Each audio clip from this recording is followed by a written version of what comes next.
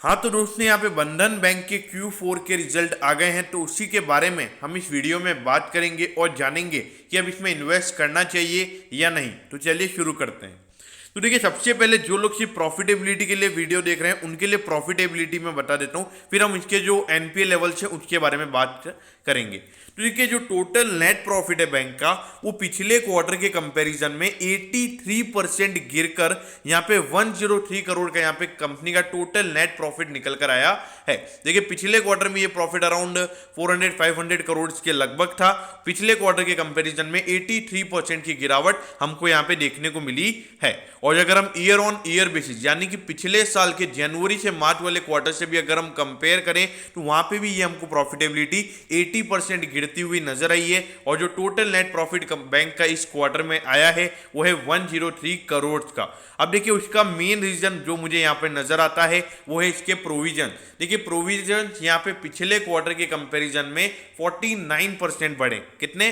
49% का यहाँ पे बैंक ने प्रोविजनिंग बढ़ाई है। और जो टोटल प्रोविजन यहाँ पे बैंक ने किया है वो है 1594 करोड़ का। तो ऑल ओवर यहाँ पे प्रोविजन ज्यादा हाई होने की वजह से यहाँ पे हमको बैंक की प्रॉफिटेबिलिटी पे डेंट पड़ता हुआ नजर आ रहा है।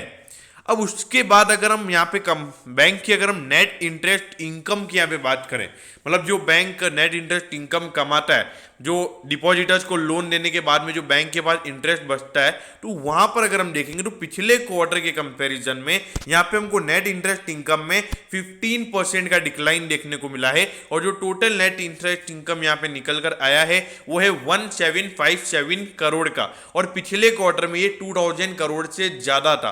तो ऑल ओवर यहाँ पे नेट इंटरेस्ट इनकम हमको गिरता हुआ नजर आ रहा है। अब इसका जो मेन कारण यहाँ पे वो एक और ये है कि पिछले क्वार्टर में ये रेशियो 8.1% था। नेट इंटरेस्ट मार्जिन जो परसेंटेज है वो बैंक का 8.1% था। और अभी बैंक का नेट इंटरेस्ट मार्जिन परसेंटेज है 6.8%। तो यहाँ पे जो इंटरेस्ट मार्जिन परसेंटेज है बैंक का वो हमको यहाँ पे कम होता हुआ नजर आया है। उसकी वजह से पिछले क्वार्टर के कंपेरिजन में यहाँ पे नेट इंटरेस्ट इनकम हमको गिरता हुआ नजर आ रहा है। अब इसके बाद अगर हम ईयर ऑन ईयर बेसिस पे नेट इंटरेस्ट इनकम को देखेंगे, मतलब पिछले साल के जनवरी से मार्च वाले क्वार्टर से अगर हम कंपेयर करेंगे तो वहां पे हमको 4.6% का ग्रोथ यहाँ पे नेट इंटरेस्ट इनकम में देखने को मिला है। और जो टोटल नेट इंटरेस्ट इनकम निकल कर आया है वो है 1757 करोड़ का। तो ऑल ओवर यहाँ पर अगर हम देखेंगे तो मार्जिन परसेंटेज में थोड़ा यहाँ पे कम होने की वजह से यहाँ पे हमको नेट इंटरेस्ट इनकम पे फर्क आता हुआ नजर आया है। अब देखिए, इसका रीजन यही है कि माइक्रो फाइनेंस लोन बहुत ज्यादा है और अभी कस्टमर्स को अट्रैक्टिव करने के लिए यहाँ पे डिपॉजिट रेट ज्यादा दी जा रही है, तो उसकी वजह से इंटरेस्ट मार्जिन पर यहाँ पर हमको अफेक्ट आता हुआ नजर आ रहा है। अब उसके बाद जो मेन यहाँ पे जो बैंक का जो हम एनपीए नंबर्स देखते हैं तो वो अगर आप देखोगे तो जो पिछले क्वार्टर में जो बैंक का परफॉर्मा एनपीए, मतलब पहले सुप्रीम कोर्ट ने बोला नहीं था कि आपको ये ऑर्डर मतलब आप एनपीए दिखा सकते हो, तो बैंक परफॉर्मा एनपीए दिखाता था, तो वो वहाँ पे 7.1% था ग्रॉस एनपीए। और ये 6.8% यहाँ पे निकल कर आया है। तो यहाँ पे ग्रॉस एनपीए की अगर हम बात करेंगे तो वो पिछले क्वार्टर के कंपेरिजन में हमको कम होता हुआ नजर आया है।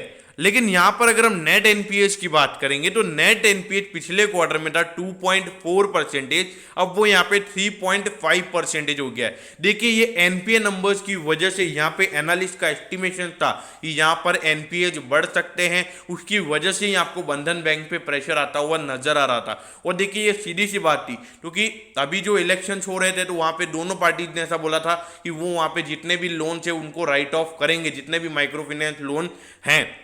तो इसीलिए यहाँ पर वो सीधा इफेक्ट हमको वहाँ पे आता हुआ नजर आएगा। क्योंकि बंधन बैंक की अगर हम बात करेंगे तो बेसिकली वो आसाम और वेस्ट बंगाल वहीं पे उनका मेन जो बैंकिंग का जो उनका है, मतलब जो उनका बैंकिंग का जो काम है पूरा, तो वो ऑल ओवर आसाम और वेस्ट बंगाल में उनके 90% ब्रांचेज उनके वही हैं। तो इसीलिए वहाँ पे सबसे ज़्यादा इफेक्ट हमको बंधन बैंक पे आता हुआ नजर आया था। इसीलिए कल बंधन बैंक डाउन भी था। तो एक मेन रीजन यहाँ पर मुझे ये नजर आता है। और यहाँ पे डिविडेंड रिकमेंड किया है 1 रुपीज पर शेयर का, मतलब अगर आपके पास 100 शेयर है तो आपको 100 रुपए का डिविडेंड मिलेगा।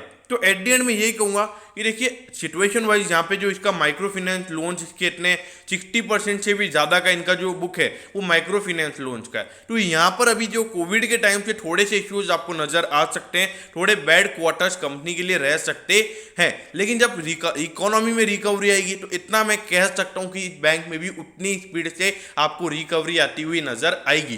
तो देखिए बैड क्वार्टर्स में जो यहाँ पे जो ट्रेडर्स इसको पनिश करेंगे तो उसमें यहाँ पर आपके लिए अपॉर्चुनिटीज रहेगी कि आप यहाँ पे इन्वेस्ट कीजिए, क्योंकि ये लॉन्ग टर्म इन्वेस्टर्स के लिए यहाँ पे ये स्टॉक मुझे अच्छा नजर आता है, क्योंकि मेन फोकस इनका भी माइक्रो फाइनेंस लोन पे है और जो जिनका मेन फोकस यहाँ पे रिटेल लोन पे होता है तो वो मुझे बैंक ज्यादा पसंद आते हैं एज कंपेयर टू जो कॉर्पोरेट लोन पे ज्यादा फोकस करते हैं।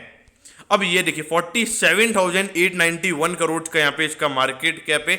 देखिए ये पहले से आपको डिस्काउंटेड पे मिल रहा है, 27.4 का इंडस्ट्री का पीए और आपको 18 पे मिल रहा है, तो पहले से ही ये डिस्काउंटेड है क्योंकि यहाँ पे इसकी प्रॉफिटेबिलिटी कम हो जाएगी तो उसके बाद इसका अर्निंग पर शेयर भी कम हो जाएगा, तो वहां से वो आपको उसी वैल्यूएशन पर मिलेगा। अब ये देखिए अगर आप देखोगे तो बैंक कितना अच्छा परफॉर्म कर रहा है, तो ये देखिए पिछले 4 क्वार्टर से लगातार आउटस्टैंडिंग परफॉर्मेंस यहाँ पे हमको बंधन बैंक से देखने को मिले हैं। लेकिन देखिए अभी जैसे ही कोविड आया तो उसके बाद से ये पूरा ईयर बंधन बैंक के लिए थोड़े से इश्यूज रह गए थे, लेकिन हाँ जो Q3 था जब इकोनॉमी रिकवर कर रही थी तो वहां पर बंधन बैंक ने बहुत ही आउटस्टैंडिंग परफॉर्मेंस दिए थे।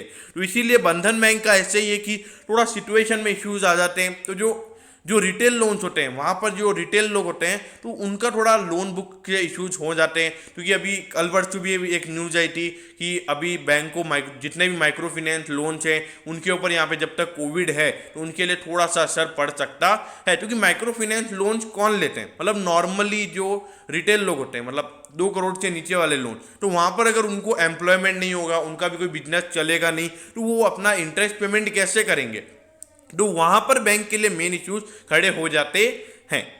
अब ये देखिए 297 पे बंधन बैंक का शेयर ट्रेड हो रहा है और देखिए गिरावट देखिए 741 का इसका हाई है, तो मतलब अपने हाई से आपको 50% से भी ज्यादा ये डिस्काउंट पे मिल रहा है, तो वैल्यूएशन पॉइंट ऑफ व्यू से काफी अट्रैक्टिव यहाँ पे बंधन बैंक नजर आता है। और अगर आप देखोगे 37%, मतलब किसी ने अगर इसमें 5 साल पहले इन्वेस्ट किया होता तो भी 37% लॉस में होता, लेकिन जिन्होंने एवरेजिंग की होगी उनके लिए बढ़िया है। तो यहाँ पर जो लॉन्ग टर्म इन्वेस्टर्स हैं इन्वेस्टेड है बंधन बैंक के अंदर, बने रहिए, कोई भी इश्यूज वाली बात नहीं है, लेकिन हाँ अभी जब तक कोविड है जब तक बैंक के लिए इश्यूज रह सकते हैं, थोड़े बैड क्वार्टर्स यहाँ पे बैंक के लिए रहेंगे, लेकिन जो लॉन्ग टर्म इन्वेस्टर्स हैं उनके लिए यही अपॉर्चुनिटीज रहेंगी कि वो बैंक के बैड टाइम्स में इन्वेस्ट करें और जब बैंक का अच्छा टाइम आएगा जब शेयर भागेगा तो उसको आप एंजॉय करें एज अ इन्वेस्टर। तो दोस्तों मैं होप करता हूं कि आपको बंधन बैंक के Q4 के रिजल्ट के बारे में सब कुछ पता चल गया होगा। अगर आपकी कोई भी क्वेरीज है तो आप कमेंट कीजिए, मैं जरूर आपके कमेंट पर रिप्लाई करूंगा। ओके दोस्तों, thank you, have a nice day.